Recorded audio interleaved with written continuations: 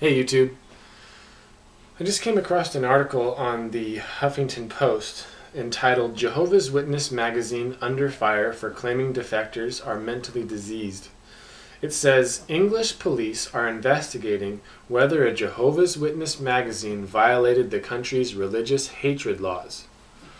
So basically what happened was the Watchtower released an article that said that anyone who leaves the Watchtower and speaks against them are mentally diseased. So this spurred an outcry from former members and triggered an investigation by the police in the UK. And what that did was force the Watchtower to make an official statement to the media. So a spokesperson named Rick Fenton came out and he said, "Any one of Jehovah's Witnesses is free to express their feelings and to ask questions. If a person changes their mind about Bible-based teachings they once held dear, we recognize their right to leave." So this video is going to refute Rick Fenton's statement to the media. So he essentially said four things. He said Jehovah's Witnesses are free to express their feelings, free to ask questions, free to change their mind, and free to leave. Now I wanted to read a quote from a recent Watchtower. It's from November 15th, 2013, and all the quotes in this video will be linked to in the description area. This one says, "The life-saving direction that we receive from Jehovah's organization may not appear practical from a human standpoint. All of us must be ready to obey any instructions we may receive, whether these appear sound from a strategic or human standpoint or not."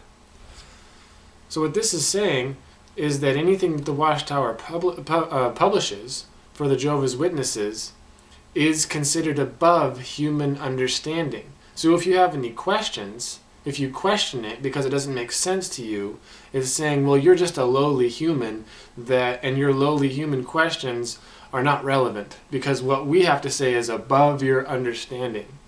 Now, does that sound like an environment that is free to express your feelings and ask questions? I wanted to read another quote. This quote is from a 2009 article, November 15th, 2009. It says, "We need to guard against developing a spirit of independence. By word or action, may we never challenge the channel of communication that Jehovah is using today." So they're saying, don't be independent and don't challenge what we say.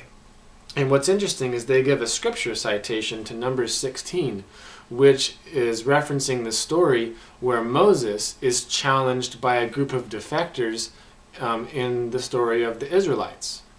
And what happens is God settles that dispute by executing the defectors. He causes an earthquake to open up the ground and swallows all the dissidents into the earth and executes them.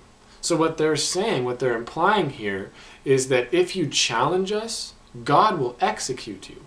So they're using a supernatural threat to keep people from acting independent and challenging them. Does that sound like an environment that is free to express your feelings? Because if you do, and it's a challenge, they're just going to say that God will execute you.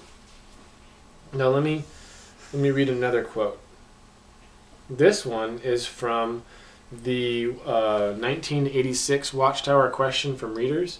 It says, "Approved association with Jehovah's Witnesses requires accepting the entire range of the true teachings of the Bible, including those scriptural beliefs that are unique to Jehovah's Witnesses, including that there is a faithful and discreet slave upon earth today entrusted with all of Jesus' earthly interests, which slave is associated with the governing body of Jehovah's Witnesses." So what they're saying is if you don't believe that the governing body are appointed by Christ over all the earth, then you're no longer an approved associate of Jehovah's Witnesses. So this creates a predicament for all Jehovah's Witnesses, especially parents, because what happens is they raise their child in the organization, that child gets baptized, and then at some point in their life, that child realizes that they don't believe that the governing body is appointed by Christ over all the earth. They may not even believe in God. They may want to change their religion. They may want to become a Muslim or a Buddhist or a Jew or an Orthodox Christian or whatever. But if they change their mind, they suddenly become unapproved association. And so the parent is then forced to make a choice between his or her religion and their family. So that's quite a tight spot to put a parent in, and the person who is choosing to change their mind, because before they're going to change their mind or be open about it, they have to factor in the idea that their entire support system that they accumulated as a child, their friends, their family, everyone is suddenly going to consider them unapproved association, and they're suddenly going to shun them. Now let me read another quote from this is the January 15th, 2013 article. It's page 15, paragraph 16, subheading Family Relationships. It says, the bond between parent and child is so strong that Jehovah used that relationship to illustrate his own love for his people. It is normal, therefore, to be deeply grieved when a beloved family member leaves Jehovah. Notice these descriptions, deeply grieved. I was devastated, says one sister whose daughter was disfellowshipped. I wondered, why did she leave Jehovah? I felt guilty and I blamed myself. Jehovah understands your pain. This is the Watchtower talking to the parent. Jehovah understands your pain.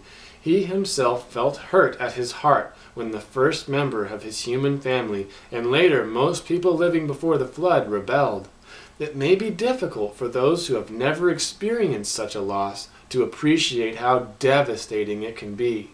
Nevertheless, it would be unwise to let the improper course of a disfellowshipped family member distance you from Jehovah. How then can you cope with the profound grief that arises when a family member leaves Jehovah?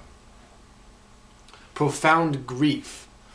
So they're saying that if your child decides to leave the organization, decides to stop believing that the governing body are the mouthpiece of Jehovah, then it's totally natural to feel a profound grief, as if they had died tragically in a car accident or a plane crash.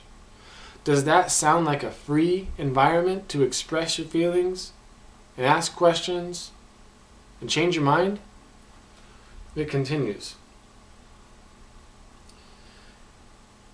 Really, what your beloved family member needs is to see your resolute stance to put Jehovah above everything else, including the family bond. So they're saying, don't let your love for your family come between you and your love for Jehovah and his representatives. So the question is, why did Rick Fenton lie to the media? Because obviously their environment is not one where you're free to express your feelings, free to ask questions, free to change your mind, or free to leave. Because if you do any of those things, you're in danger of losing your entire support system and your entire family. And not only are they going to shun you, they're going to believe that you're on death row, that you're going to be executed by God in the coming Armageddon. So with all this factored in, do you believe that the Watchtower, do you believe that Jehovah's Witnesses are in the Watchtower because they believe in it? Or are they there because they're afraid of being executed if they don't believe?